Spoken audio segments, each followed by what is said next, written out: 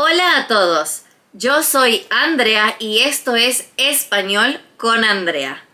Hoy vamos a aprender a cuantificar adjetivos en español.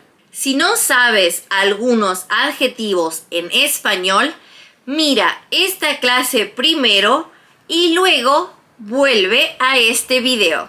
Hoy vamos a aprender solo 3 cuantificadores para que puedas utilizarlos en una oración. Comencemos.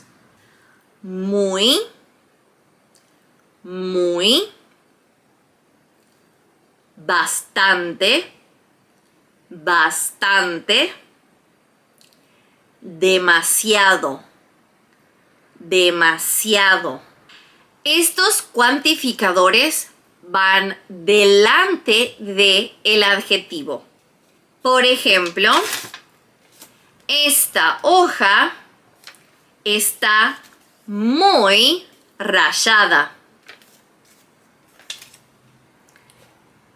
Esta caja es demasiado colorida. Esta abrochadora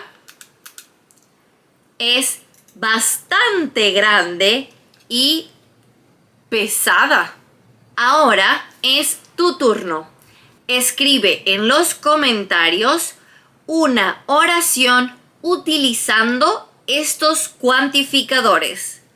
Luego, no te olvides de ver estos videos. Nos vemos la próxima. Chao, chao.